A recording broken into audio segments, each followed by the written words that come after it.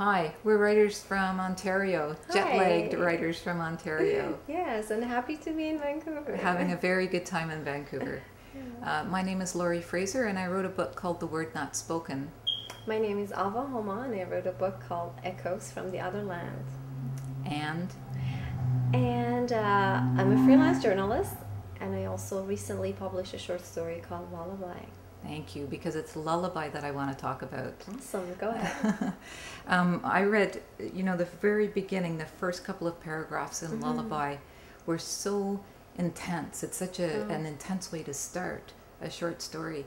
And this fellow is in a prison cell, and he hears the footsteps coming down the hallway, and he's waiting, he's terrified, and he's waiting to hear where the footsteps stop, because that will be the person that they're taking out for interrogation / torture for that evening. And it's a regular thing that they do every time, that he's waiting every night to hear where those footsteps are going to stop, and it's random.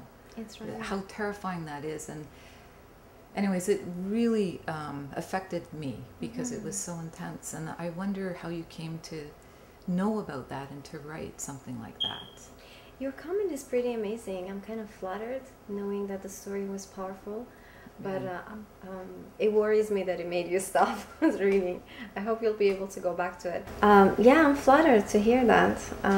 If the story is working, that makes me happy. Yeah. That story is written based on a Kurdish teacher and journalist letters from prison. His name was Farzad Kamangar, and I have been following his what he sent out of the prison for a couple of years. He sent the letters out of the prison? Yeah, and they went viral on internet. So many people read those, and I was one of those people. But we had hope, We thought he's gonna get released.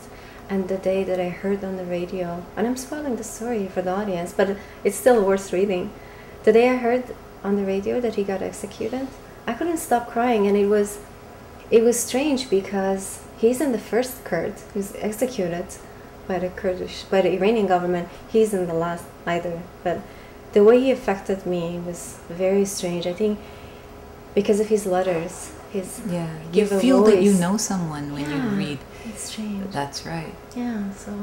But a lot of people read these letters, so a lot of people would have been affected. Why would they execute a man who is public, would have public support, right? I think that's what threatened them, his influence.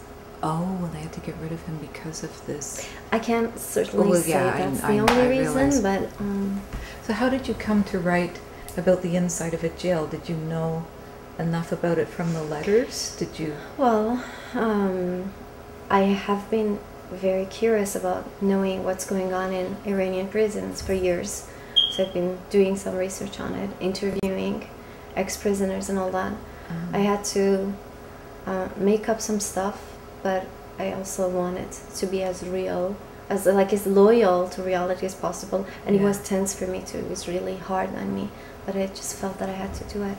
So let's talk about The Word Not Spoken. Oh, all right. But I just wanted to say that you did that so well, because I felt like I was him.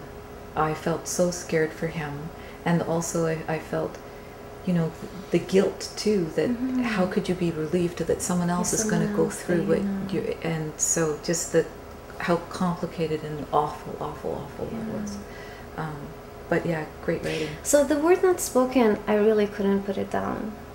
I had to put my life on hold, and you know that I have a busy, crazy life, and that's a book that I cried with, that's a book that I laughed with, that's a book that I fell in love while reading it, and that's great. It was amazing for me being able to revisit my culture, but from a new perspective this time, and see a lot of positive aspects to it that I had taken for granted. Yeah. So thank you for writing so beautifully, Laurie. There were many things about that life, and that I lived in Turkey for some time, married to a freedom fighter, and there are so many things that I miss about that life: the community, the simple lifestyle, the simple food, I miss the culture. And I understand what you're saying, because I didn't understand my own culture until I had left it and come back. And many people say that, right? But yeah. I think to be able to live on the east side of the planet as well as the west side of the planet gives you a lot of perspective, doesn't it? It's it interesting. Yeah. So how long did it take for you to finish that book? To finish writing? I started writing that book when I lived in Turkey because my husband dictated large parts of the book to me. And so that explains how I can write about the inside of a prison or a PKK training camp, or moving guns and that sort of thing. He gave me that information. He wanted this book written, and so he would dictate to me, and I would mail those notes home every night. We could not even have those notes in the house. Especially as the secret police became aware of him, and he was still helping me with the book. And so I wrote the book outside of Turkey, and he never read it. And he died before it was complete. Unfortunately. Yeah. But so he gave me all of that information. Yeah, but it's so detailed, it's so descriptive. I think someone who has never ever been outside of Canada, they could completely imagine and be there with you, with the character as she's moving around in the house and in the cities and villages and comparing life in Kurdistan with life in Turkey, even though they're officially part of the same country, how it feels like you're completely going to a different country as you go to the east of Turkey. It very much felt like that. And we're talking about the 90s. I don't really know what it's like there now. But in the 90s, to go from West Turkey to what was called East Turkey, the Kurdish area, it was like going from the developed world into the third world. The roads, were decrepit, and the people were hungry, and the homes were unheated, and there was it was a huge difference. It was like crossing a border, but there was no border. And for people to get that information, that detailed, three-dimensional information, not through a simple article written, published in a newspaper, but through a book that has so much more to it, I think it's very powerful, and it's very unique to give voice to the Kurdish cause through that beautifully written novel. And as a Kurd, I really appreciate that. Oh, well, there's a section in the book about meeting some refugees, and that was when my husband and I decided to write the book. He was, he was part of the PKK, so he was at that time involved in some violent activities, and I felt it was something that I could do. I had the freedom to write, and he didn't have that option, but I felt that it was a way of letting people know about the situation, but in a really easy way, because people don't want to hear about bad news, and the people don't want to look at the news, and they feel helpless and powerless and sad. But when you read a book like this, it's really a love story. It's really a story about culture, and then the politics kind of take over by the end of the book. But and that's the reality of life in Turkey in the 90s for a Kurdish person.